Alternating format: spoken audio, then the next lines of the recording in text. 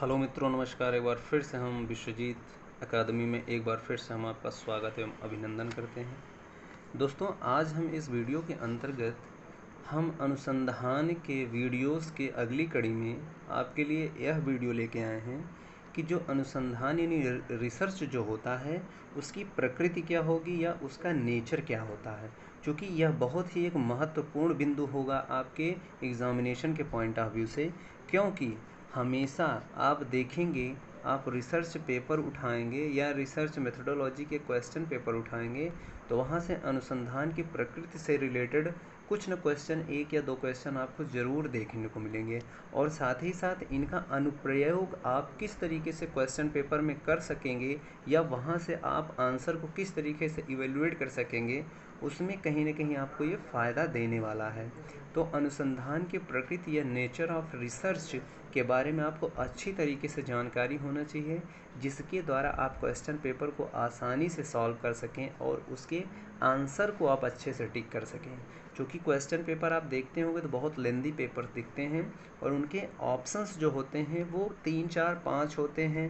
कभी कभी आपको जो है सेट करने के लिए दे दिया जाता है क्रम वाइज, तो उस क्रम को सॉल्व करने में, रिजॉल्व करने में हो सकता है कि अनुसंधान की प्रकृति या नेचर ऑफ रिसर्च के जो बिंदु हैं वो आपको ज़्यादा योगदान वहाँ पे दें या ये सहायक बने आपके लिए।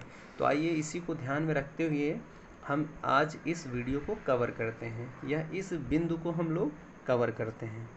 तो जैसा कि यहाँ पे हमने लिखा है कि अनुसंधान की प्रकृति यानी नेचर ऑफ रिसर्च, इसके अंतर्गत हमारे पास अनुसंधान कार्य अनुभूत समस्या का समाधान करता है या समाधान करने की ओर प्रवृत्ति होता है। तो सबसे पहली कड़ी या यह पहला नेचर अनुसंधान का क्या होता है कि कोई भी मनुष्य अपने अनुभूति के हिसाब से क्या करता है, उसका समाधान करता है। कोई व्यक्ति अनुभूत करता है कोई समस्या को, तो उस समस्या का निजात पाने के लिए हम जो अनुसंधान कार्य करते हैं वो उसके समाधान के लिए उपयुक्त हो जाता है। ठीक है, और या समस्या का समाधान हो जाता है या हम उस समस्या के समाधान की ओर प्रवृत्त हो जाते हैं। यह एक अनुसंधान की पहली प्रकृति हो जाती है। और दूसरी प्रकृति यहाँ पे है, अनुसंधान कार्य में दो या दो से अधिक चरों के बीच विद्यमान संबंधों को ज्ञात करने का प्रयास करता है। दोस्तों, ये बहुत ही महत्वपूर्ण बिंदु है कि अनुसंधान क्या करता है, कोई दो चर होते हैं या दो से अधिक वेरिएबल्स आपको नज़र आते हैं। जैसे कि वेरिएबल्स क्या होते हैं, हम अगली कड़ी में हम इसको कवर करेंगे जब हम वहाँ पे वेरिएबल्स के बारे में बात करेंगे। लेकिन यहाँ पे आप यह समझिए कि दो या दो से अधिक वेरिएबल्स के बीच जो अंतः संबंध होता है उनको ज्ञात करने में अनुसंधान बहुत ही ज़्यादा सहायक होता है। जैसे आप लोग जानते हैं, आपको थोड़ा सा वेरिएबल्स के बारे में यहाँ बताने का प्रयास करें कि जैसे पुरस्कार देने से बच्चे में जो है पढ़ने की प्रवृत्ति और बढ़ती है। तो यहाँ पे क्या हुआ, दो वेरिएबल्स आपको नज़र आ रहे हैं, पुरस्कार देना और सीखने की प्रवृत्ति। ये दो यहाँ पे वेरिएबल्स की तरह होंगे। और यानी इस समस्या का समाधान या कोई एक आपके पास ये टेंडेंसी है, तो इसके बीच में जो अंतर संबंध होता है उनको ज्ञात करने में अनुसंधान उपयुक्त में होता है या उपयोग में लाया जाता है। तो आइए अगली कड़ी में देखते हैं। अनुसंधान कार्य के द्वारा नवीन सामान्यीकृत या सिद्धांत अथवा अनुप्रयोग का विकास करने का प्रयास करता है। यानी अनुसंधान जो होता है वो नवीन तथ्यों को, यानी नवीन सामान्यीकृत तथ्यों को और साथ ही साथ सिद्धांतों को, कोई रूल होता है, थियरी होता है, सिद्धांत होता है, अथवा उनके अनुप्रयोग का विकास करने में सब प्रयास करता है। तीसरा यहाँ पे है अगला, अनुसंधान के परिणाम। यहाँ ध्यान से देखिएगा, अनुसंधान के परिणाम अवलोकित अनुभव यानी ऑब्जर्व्ड एक्सपीरियंसेस अथवा आनुभाविक प्रमाणों यानी एम्पिरिकल एविडेंस पर आधारित होते हैं।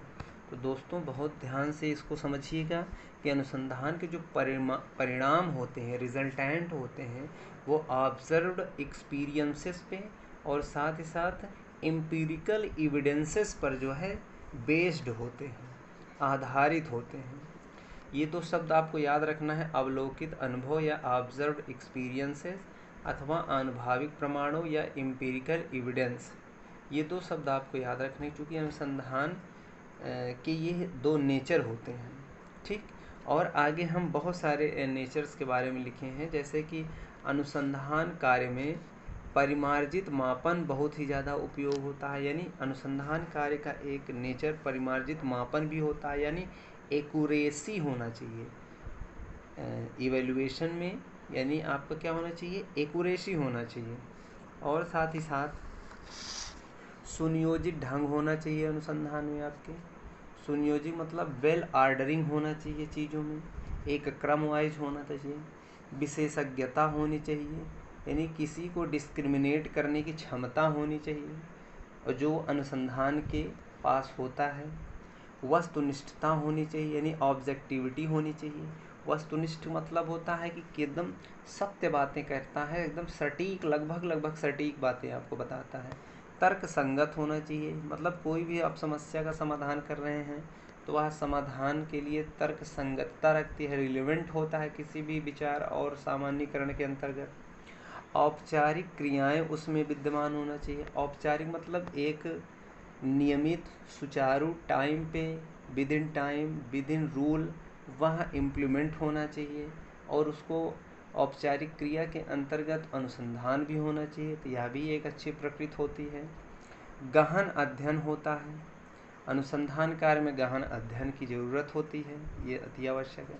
साथ ही साथ कुछ ऐसे रिसर्च हैं जिसमें साहस भी आपके बहुत ज़्यादा काम करती है। साहस का मतलब होता है बहुत से ऐसे रिसर्च होते हैं जिनमें रिसर्च करने के लिए लोग डरते हैं। जैसे अब यूक्रेन की घटना है, रूस और यूक्रेन के बीच में युद्ध चल रहा है। अब वहाँ पे जा कर के कैमरा फेस करना, साथ ही साथ वहाँ से आप कोई भी सूचना प्रसारित करते हैं, तो अभी एक साहस का काम है और एक रिसर्च के अंतर्गत आती है। और साथ ही साथ किसी भी चीज़ का पुनरावृत्ति क्या ज़रूरत पड़ना हमेशा, क्योंकि रिसर्च में क्या होता है, बार बार चीज़ों को दोहराना होता है। तो अगर हम पुनरावृत्ति करने का प्रयास करें तो अभी वह भी आसानी से हो जाता है और साथ ही साथ यह अनुसंधान का एक प्रकृति के रूप में हम लोग देख पाते हैं।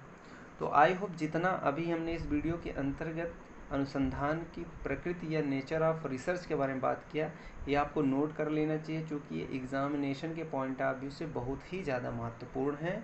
बाकी इसके बाद जो हम वीडियो लाने वाले हैं वो अनुसंधान के प्रकार पे हम लेके आएंगे, टाइप्स ऑफ रिसर्च, क्योंकि टाइप्स ऑफ रिसर्च बहुत ज़्यादा इम्पोर्टेंट होता है।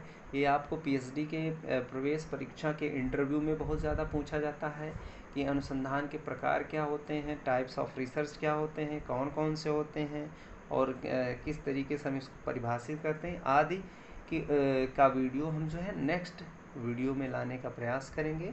तब तक मिलते हैं फिर। धन्यवाद। जय हिंद।